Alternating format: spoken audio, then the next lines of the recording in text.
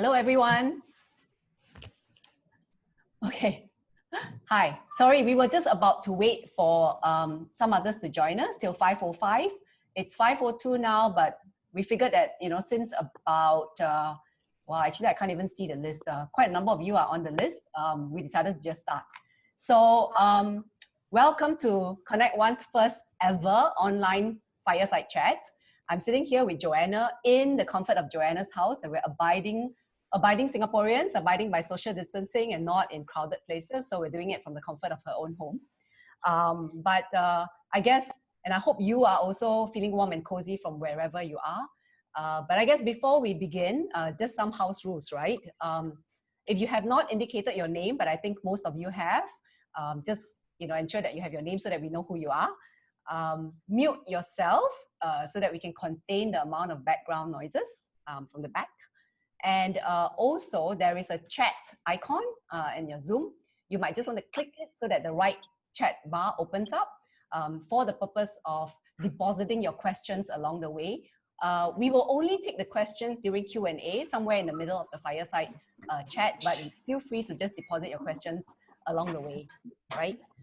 And last but not least, we hope that you will stay true to the hour.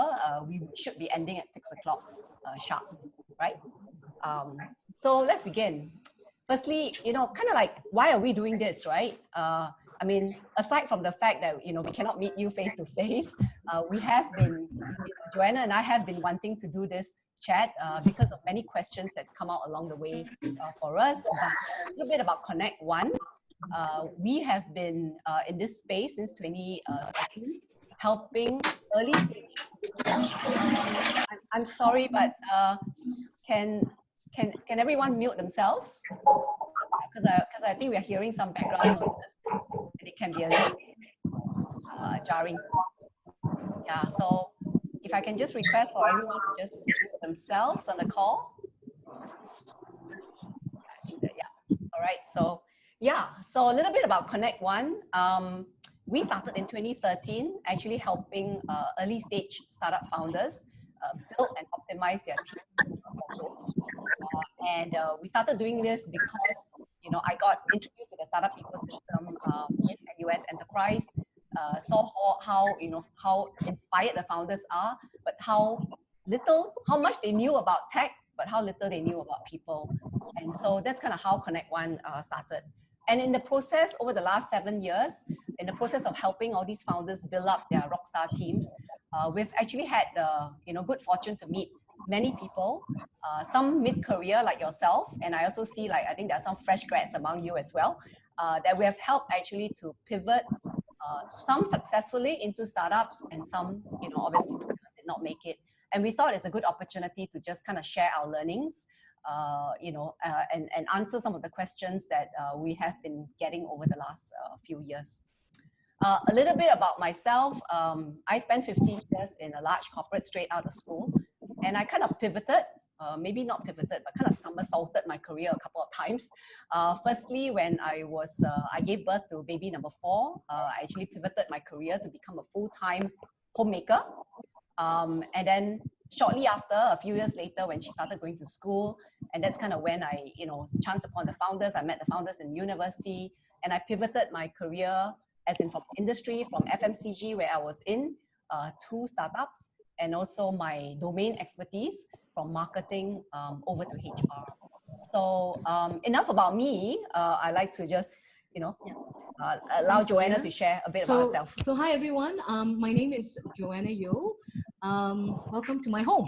Glad that you can join us today. So I'm a director at Connect One, and I've spent the last 25 years as a strategic HR and talent management professional.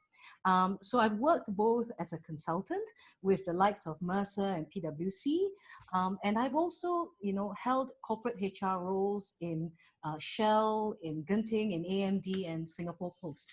And it was at SingPost that I actually got introduced to this whole startup ecosystem, right? Because as I was helping them build up the e-commerce team in 2012, I was just so attracted to the energy, the passion of people solving facing problems in the startup space that I decided in 2017 to actually make that change myself to serve startups, the startup ecosystem completely. So now, what's the major difference? Well, it's still about talent management for me, right? About getting the right people and the right jobs at the right time. But what's different is instead of serving one large multinational, I'm now working with multiple startup founders. The other thing is the scale. The scale has it's smaller, but the speed is a lot faster. And for me personally, the satisfaction has just skyrocketed because I just feel, so much excitement about having a direct impact with the startups I work with. So the key message I want to leave with you today is that, career transitions for mid-career professionals into startups is absolutely possible, on two conditions, right? One, that this is something you really, really want to do. And two, you're willing to make a couple of changes along the way, right? So I'm just going to hand it over to Elena now to get us started on the startup landscape.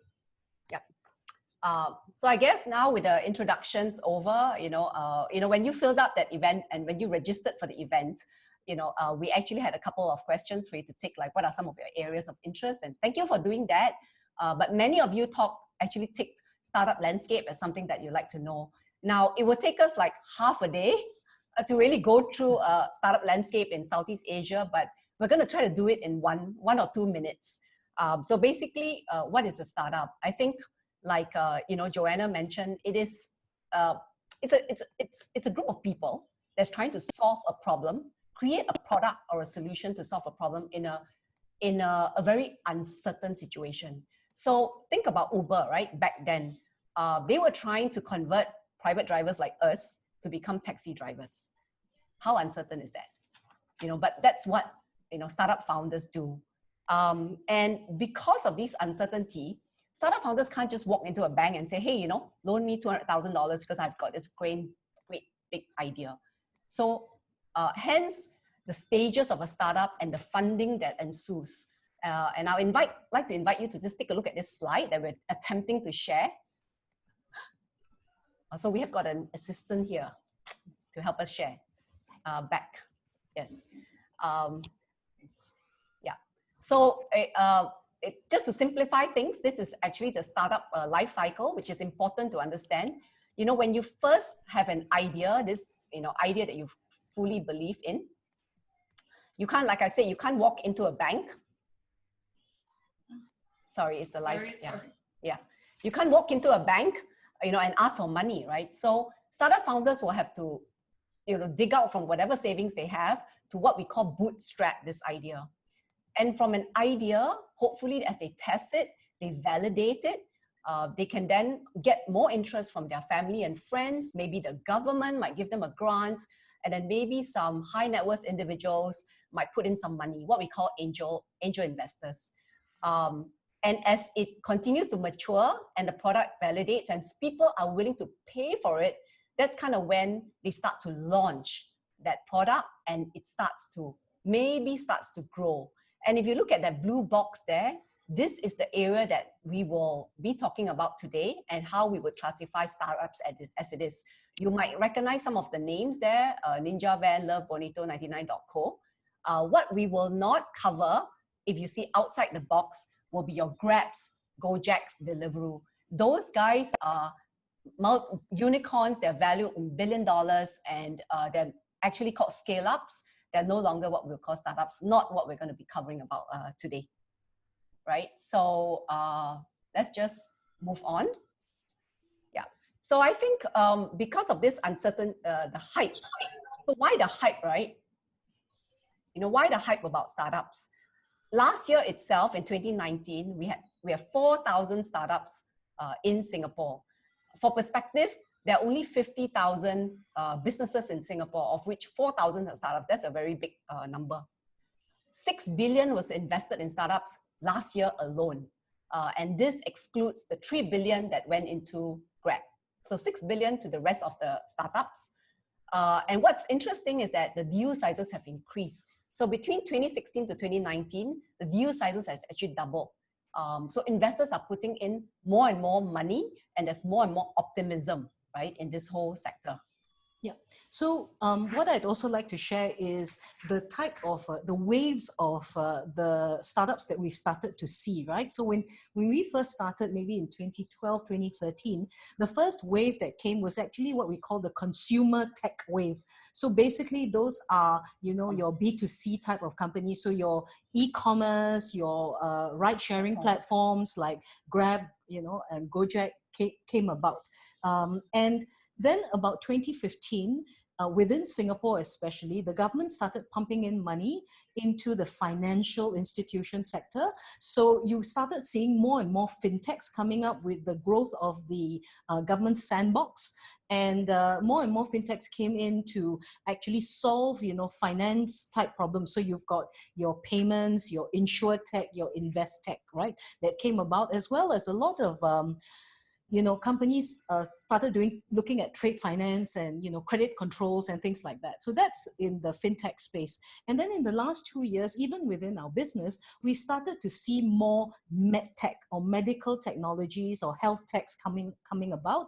So with things like telemedicine and, you know, health apps, things like that have actually started springing up as well. So there are waves that are happening. So depending on which industry you come from, I think it's important to stay abreast of what's happening in your industry, to see, you know, what are the startups that are coming to disrupt your space, you know, or even not to just to disrupt it, but also to add value to it and to solve the problems that are prevalent in traditional industries, right?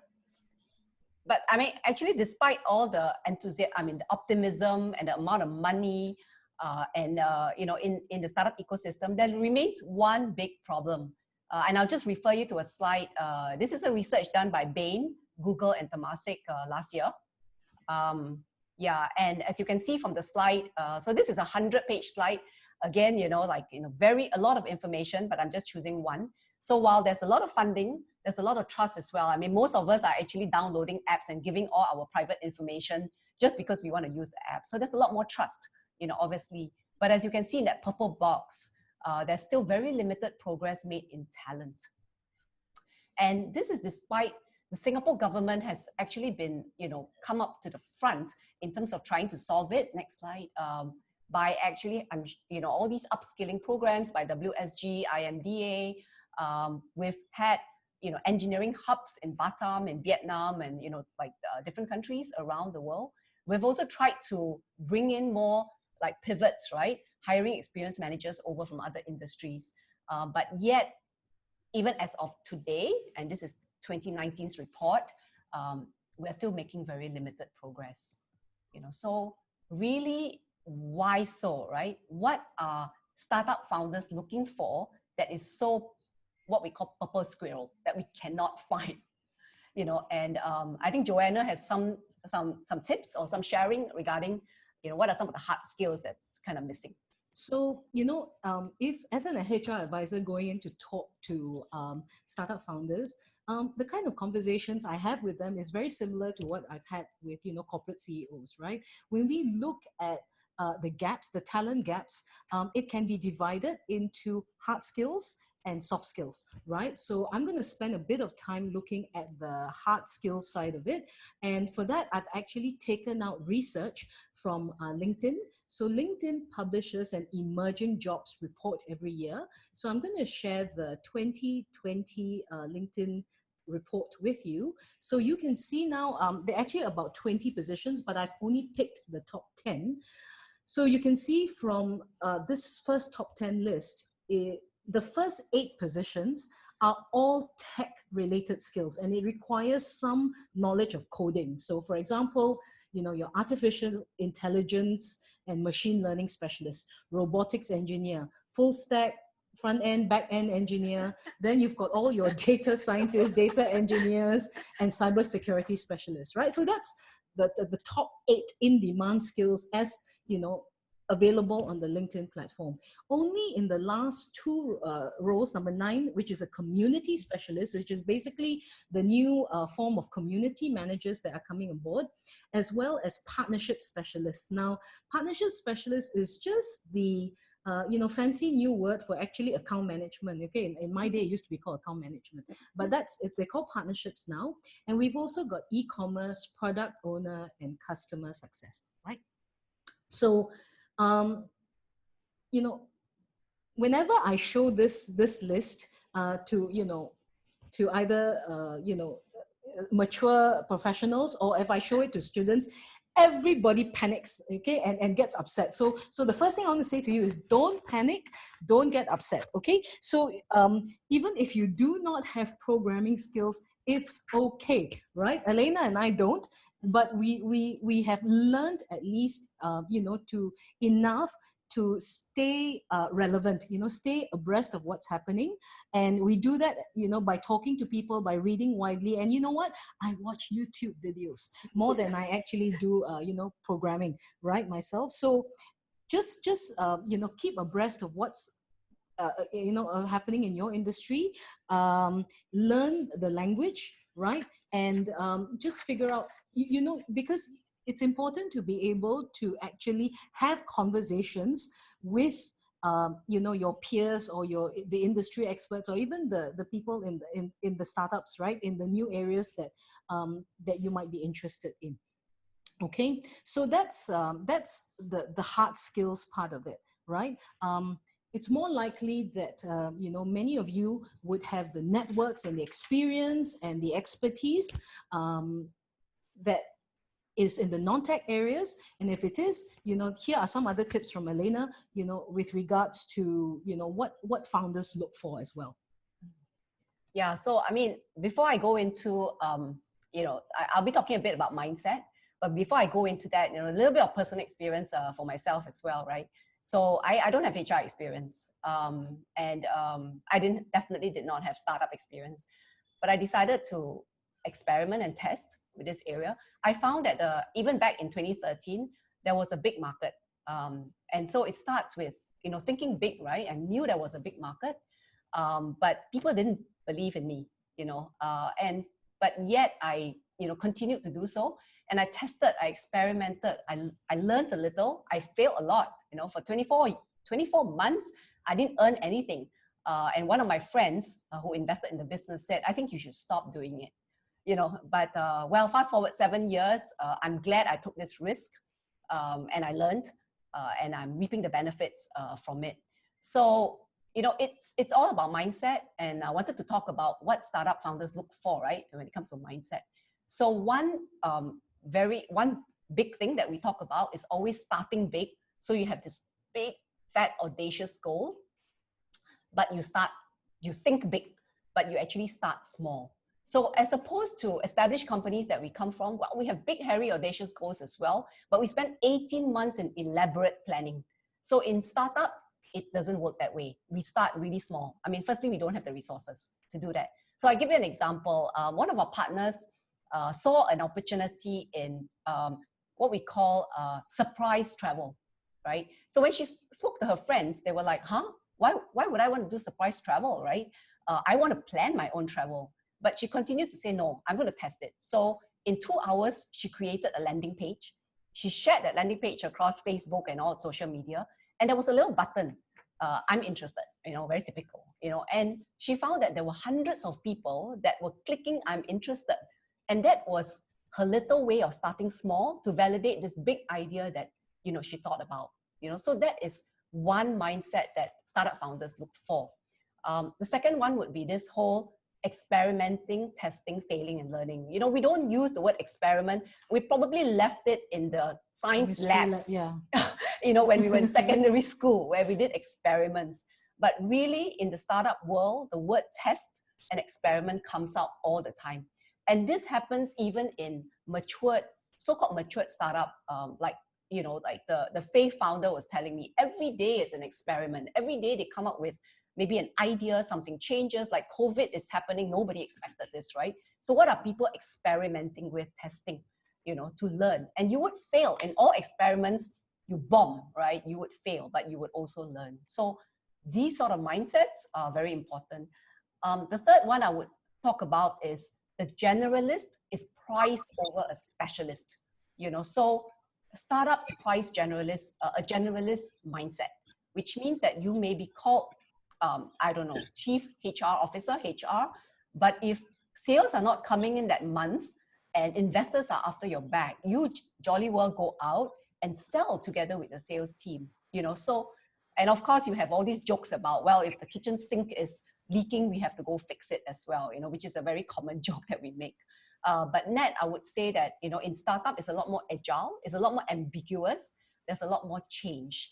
I wanted to share another example. So very quickly, right? So when we have a big idea in startup, you have two people, a founder and a co-founder working on it.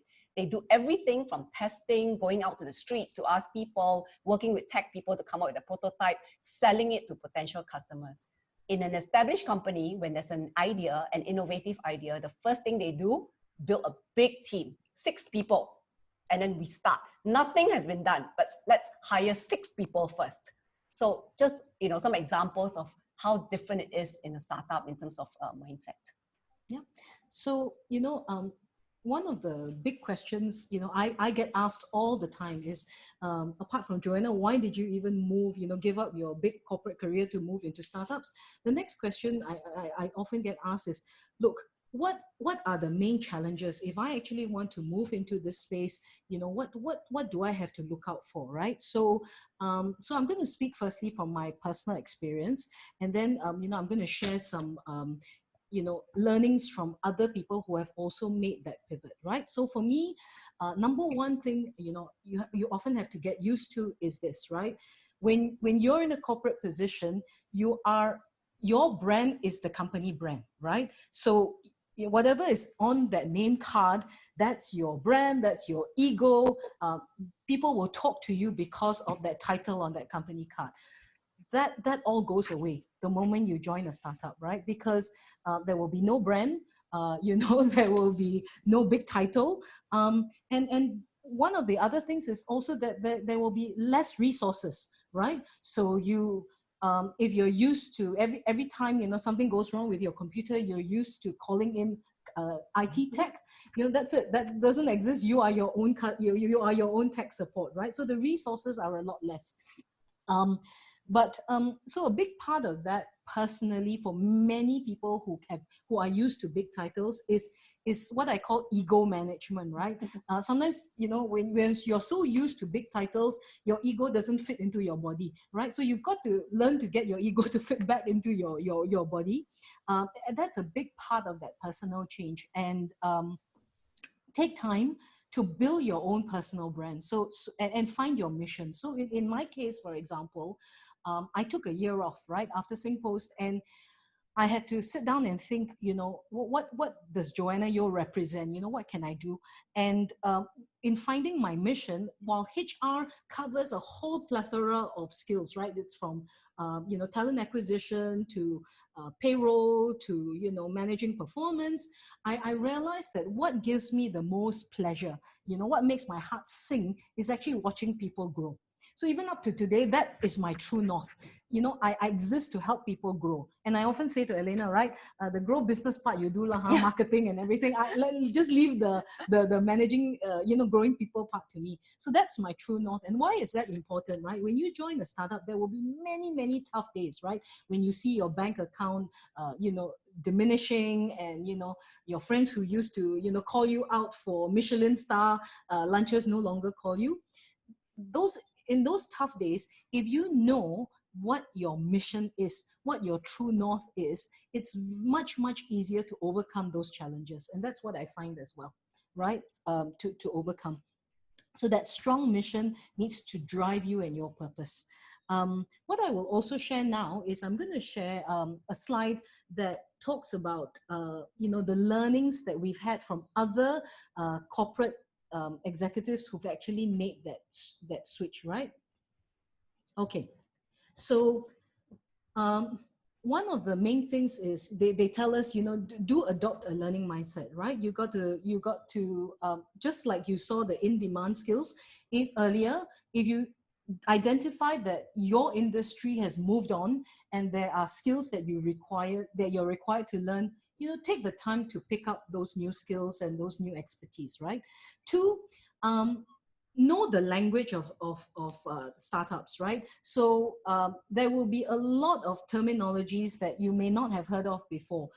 So even bootstrapping or runway, you know, normal people don't talk like that, right? But startups do. One big change for myself was people used to call me, "Hey, Joanna," and that used to bug me a little bit because I'm like, yeah, I'm almost your mother's age. How dare you, hey me? But I realized very quickly that nobody, you know, they didn't mean any disrespect. It's just a friendly form of greeting that is acceptable. So I learned to adapt to that. Be a team player as well. As Elena shared earlier, sometimes, you know, even if you are doing a HR role or a finance role, but deliveries are high. For example, now Redmart has, you know, seen a 300% increase in their orders. You know, you may actually have to go out, right, and make deliveries yourself. And just to tide the team through a bump in activity. So that's what we mean by being a team player. The number 4 on the list is actually respecting the founders, right? And I get quite a few candidates say that to me, right? Joanna, it's how do you actually how do I actually approach this, right? Because you know, I'm dealing with my bosses who are the same age as my kids, right? So, you know, I'm very candid back to them and I go, suck it up, right? They're your bosses, they pay your salary. So, you know, just be respectful, right? And the last point I do want to make as well is sometimes as more mature folk, we have a lot of expertise and experience, and the way we you know, express ourselves may be interpreted as if we're talking down or we're lecturing, right? Because we're just trying to share our expertise. So Cantonese have an expression, right? If you go up to them and say, you know, 我食鹽多過你食飯, you know, it's like I've eaten more salt than you've eaten rice. And that comes across, you know, that doesn't, you know, sit very well usually with the younger startups, right? They expect people to just play on the even playing field, even if we have more experience, right? Yeah. Elena, anything to add to that? Actually, what I'd like to add is that, you know, since this talk is targeted at mid-career professionals, I guess, you know, you guys and girls are a little bit older than the difference is that with mid-career professionals and older, we actually have wisdom. We may not have the knowledge. Startup founders, or you work in startup, the digital natives have tons of knowledge, but the way they make decisions and all that, it shows that there is a lack of wisdom. So if anything, if you are a wisdom worker and they are a knowledge worker, and can you imagine the power when, you know, wisdom and knowledge come together?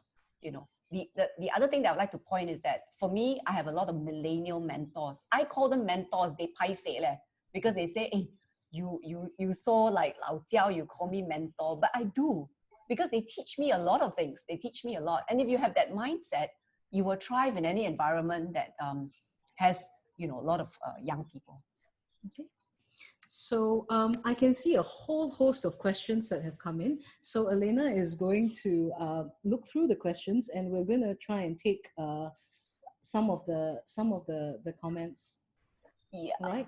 Right. There are many questions.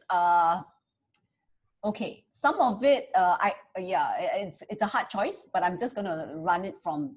Some of it will be covering in the next the later part of the fireside chat. But let me start with this question, right? From John. Hi, John. Please discuss B2B versus B2C mix of startups and skills or value needed as most seem consumer driven. Maybe I can take that. Yeah.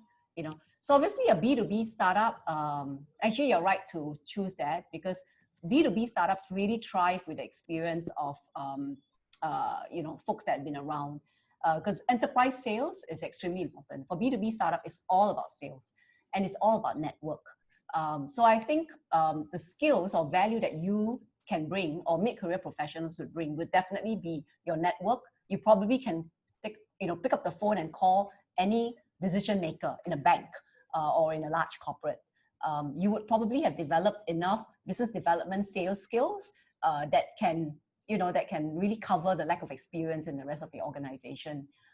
You would probably have some sort of tech experience. You've sold different type of tech products, but maybe in the network days or, in the different days, which allows you to quickly connect the dots between the new tools that are being used. So if you ask me, in the B2B space, we've seen a lot of very successful pivots for B2B versus B2C. Yeah, so that's one. I will pick one more question.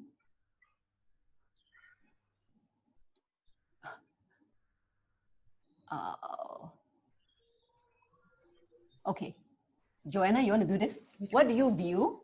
Yeah. It's from Jay Lim. Hi, Jay Lim. I hope you're still there. What do you view as the key differences between a traditional startup, completely bootstrapped, versus a corporate-backed invested startup? Good question. Good question.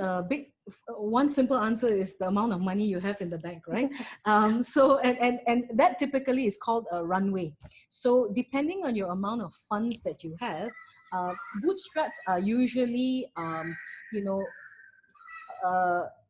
companies where you actually have your own money, savings. You use your own savings or your family's savings, right? So very often, unless you come from a very well-to-do family, right, you're unlikely to be able to have a very big runway.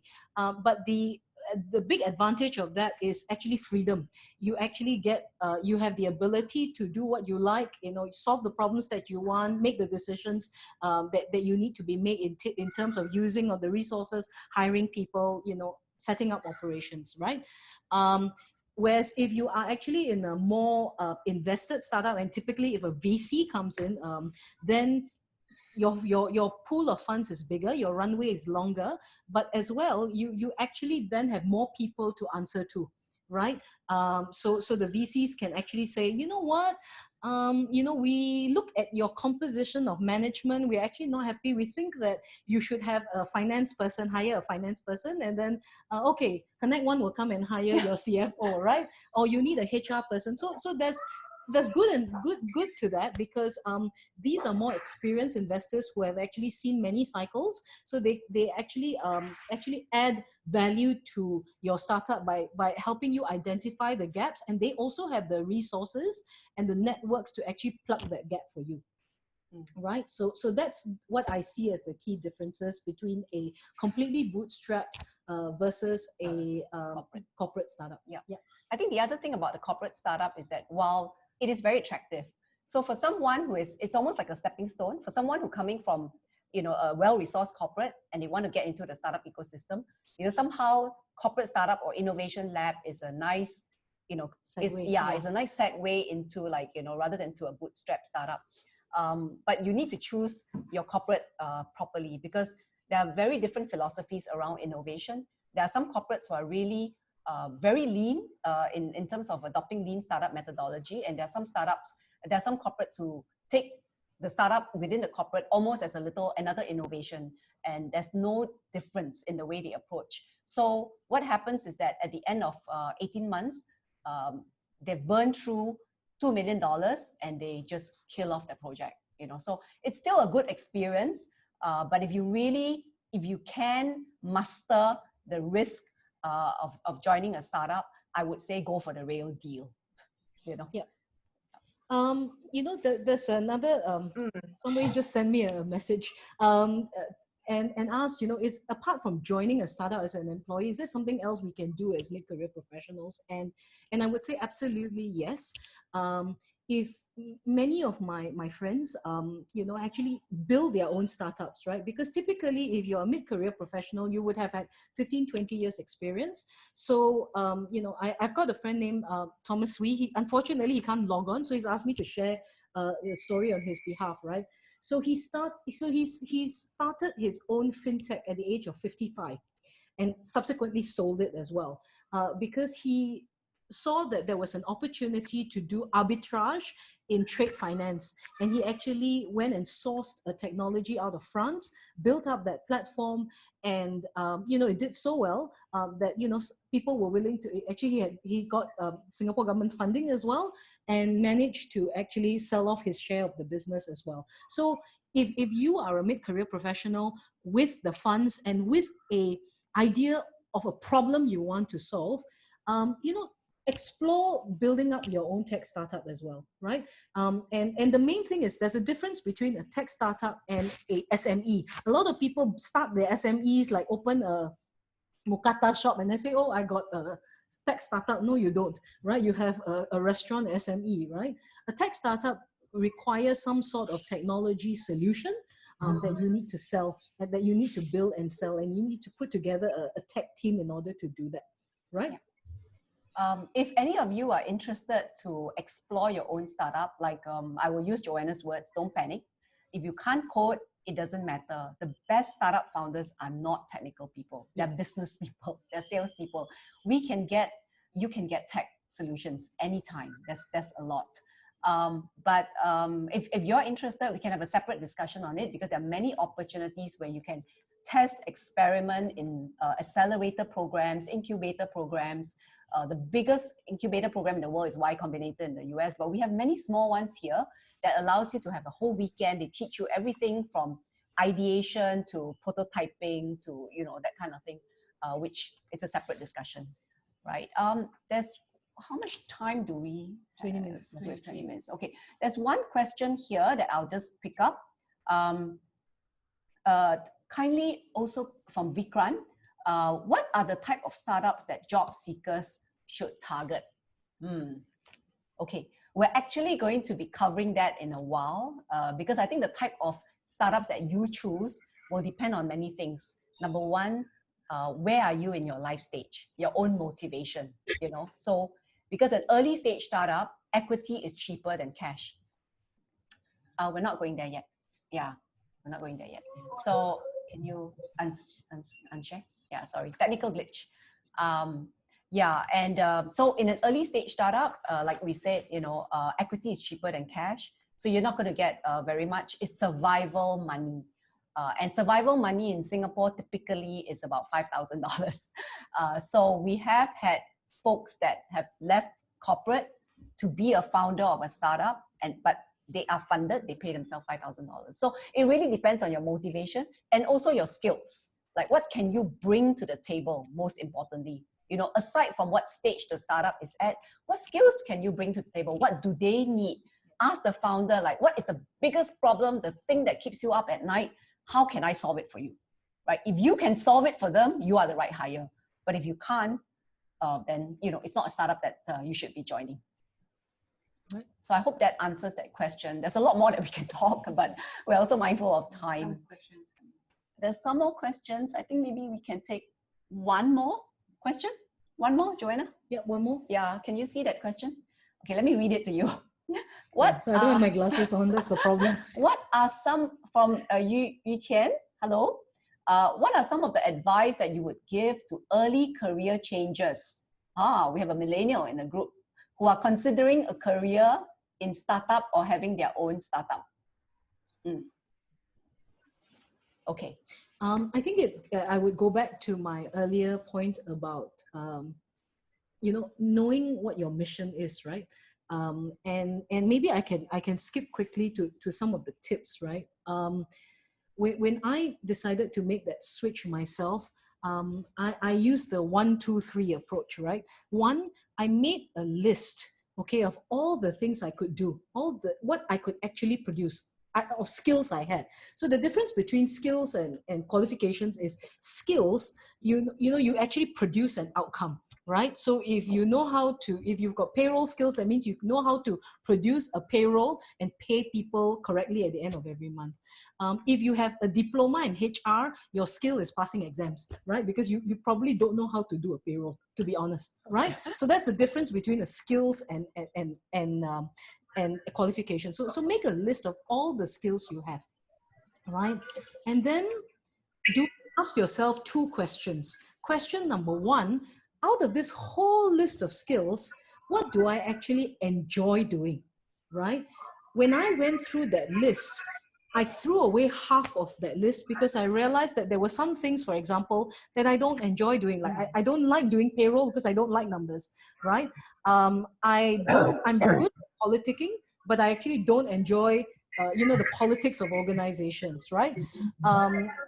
So that was, what I did. I got rid of half that list when I asked myself, what do I enjoy doing? Then the second question I asked myself with the remainder of the list was, who is going to pay me, to exercise these skills, right? And when I went to look within the startup space, I had to find founders, who had problems that I could solve. So one of them was, can you buy these skills in for me, right? So the recruitment piece. Some of them said, hey, we have a small team, but they are from different industries. They're all different kind of people. We're not gelling. Can you come and help us run a program to do this? So I helped build the team as well. So you need to know what those skills are.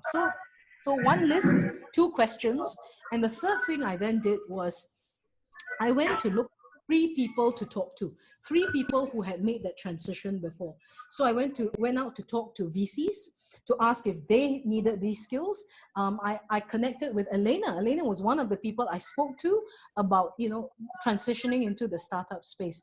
So, do your research, really ask yourself very, very honest questions, whether this is the right space for you or not, because it is a hard journey, right?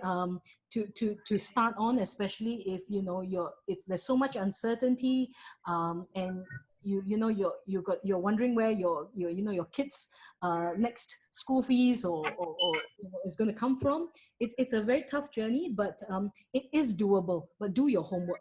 So that's the advice I can give you. Make sure you know your set of skills, know the gaps. Ask yourself 2 questions: what do you enjoy doing from that skills, from that list? Who is going to pay you? And then go and talk to people who have already made that transition. Okay, great. Would love to share more, and there are I don't want to use the word framework, but there are approaches that we can use. But I think in the interest of time, also I think I'm going to mute some people. Yeah, we will move on to the next part of the conversation, which is actually, we talked a bit about it, but we're just going to deep dive a little bit on the tips on how to get started, right? So I think one of the questions that came earlier was like,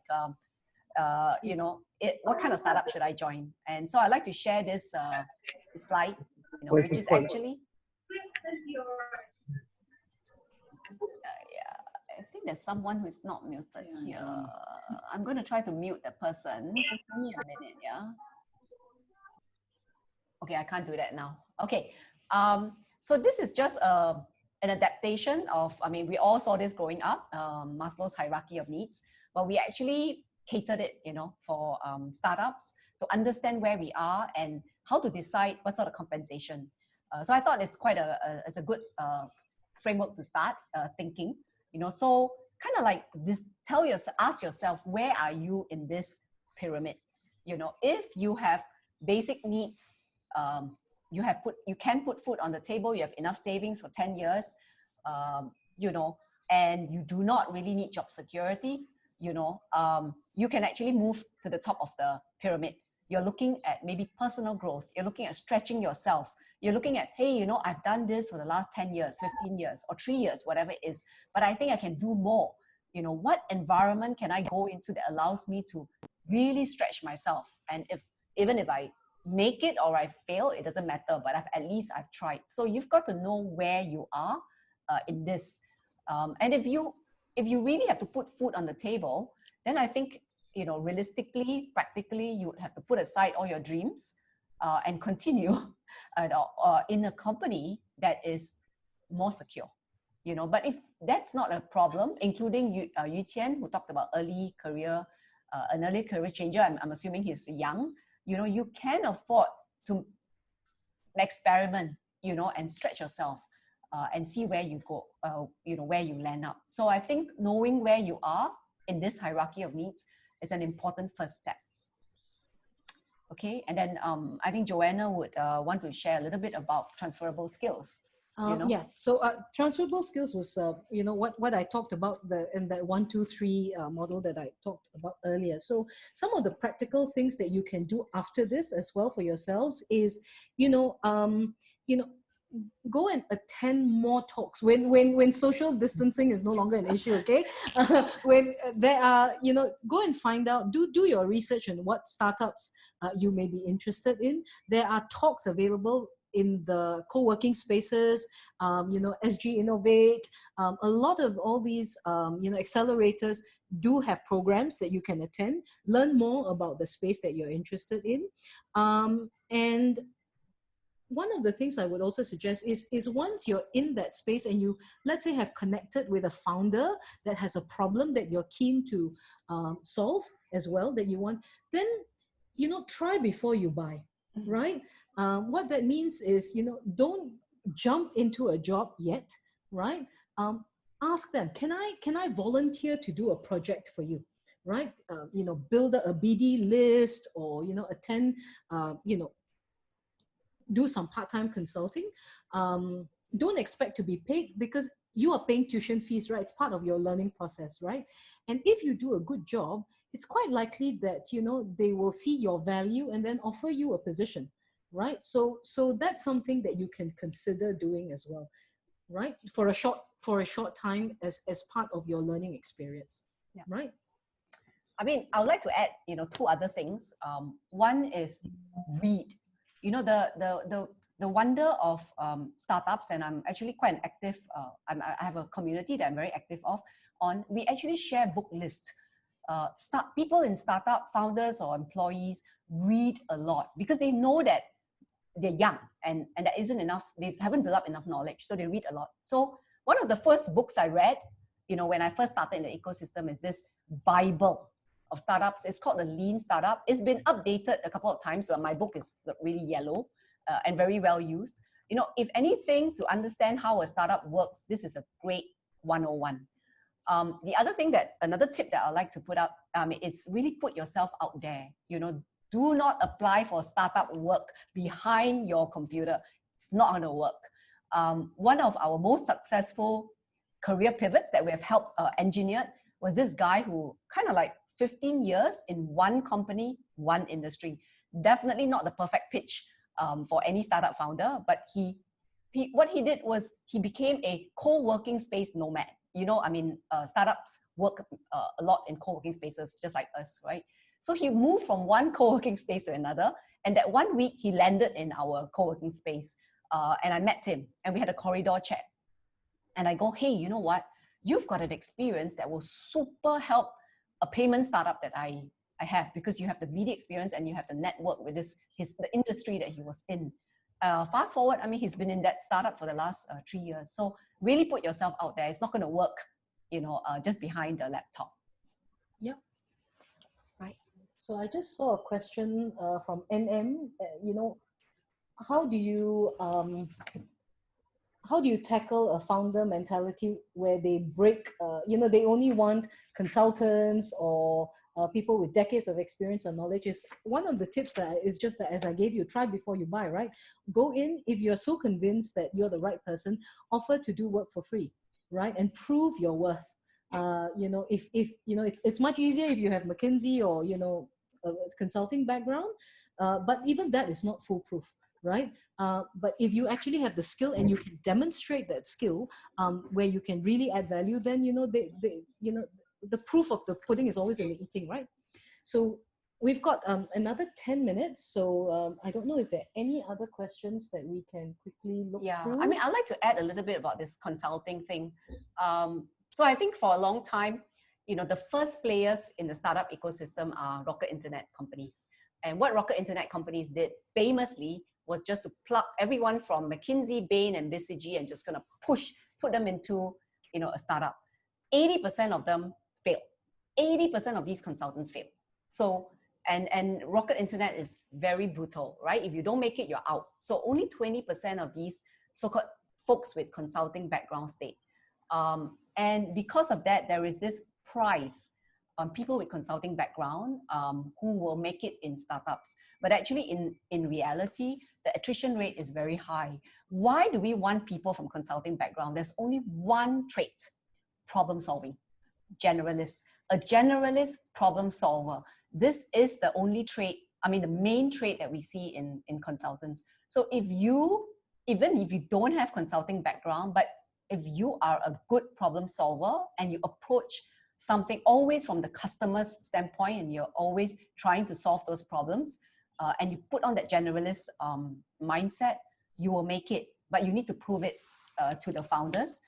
And you have to understand why these founders price consultants. Is because of that. So if you can prove them otherwise in your experience or whatever, there's no reason why they would not hire you. The only difficulty is that you've got to pass. Your resume may not speak for itself. So you've got to find other ways to connect to these founders. And that's kind of some of the tips that Joanna and I shared. We've got this question from Ma Ching Ching, who's asked it twice. Do you help people to find fellow founders? Absolutely yes, for a fee. Okay. In fact, we've helped founders find co-founders. We're very good at matching that. We've also helped corporates, venture builders. So these are VCs. So what they have is that they have an idea. They have, kind of tested it enough, prototyped it enough. I'm sorry, I'm using a lot of startup lingo, but prototype it enough, and there's a minimum viable product. And now they go like, hey, I need a founder. Go find me one. But the runway is I only have this amount of money. It's 18 months. I can only pay the founder X amount of cash, more equity. And so we take on this, big audacious goal, to go and find someone that's able to do that work. So we've done that a lot. It's fun, but it's hard work. Besides co-working spaces, are there other events or places to meet founders? Well, plenty. First thing, make sure you subscribe to E27. That's free. Okay. Tech in Asia costs $20 a month. So it's very good content. But in those publications, those publishers, and even Business Times have got a startup section now called The Garage, something like that. They actually have a list of events all the time. So it's a curated list of events that are mainly free. You can actually just walk in there. But of course, it's something that is of interest, and you go in there to fact find, learn, not to, the attitude must be right. You don't want to go in there just to find a job. You go in there to learn. And when you have that right attitude, people can see through your genuineness. But there are many. But please, if you're not reading anything on startup right now, just go to E27. My friend Mohan will be very happy that I'm doing this plug for him. And just sign up, and you get daily news, right? And, just some, like Joanna said, just understand a little bit about the ecosystem. Yeah, just learn to speak the new language. Yeah. It is really like learning a new language. Yeah. So anyway, we're almost coming to the top of the hour. We thank you for your participation. I think we couldn't answer every single questions. There were some questions that are still coming in, and some questions that's coming through our phone. We'll do our best probably to send out a follow-up email with further details and also like links for you to read up more. Oh, there's a kid in the room as well. Cannot, this one Papa song cannot eat. Oh my God. Okay, Papa buy this for other people. Yeah, we're just ending. But Joanna and I are actually experimenting, notice the words, and testing a online interactive course that will deep dive into some of the areas that we talked about. So just a minute.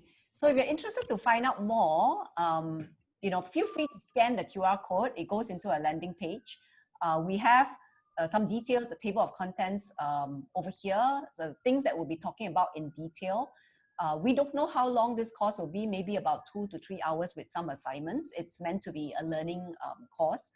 And we're currently working hard to do it. So if you can just scan it and click I'm interested, and we will actually send you a pre-launch offer, when it's ready. Other than that, we're super grateful. I'm glad we've come to the end. Yes. But we're super grateful that we have 42 or 43 participants on the chat. It's more than we expected. And you have actually been so participative. We would love to meet you face to face at one time, but social distancing. So in the meantime, stay safe, take care, and we'll get through this together. Please feel free to approach any of us if you have further questions. You can find us on LinkedIn. Thank you. Bye-bye. Bye-bye. Take care. Thank you.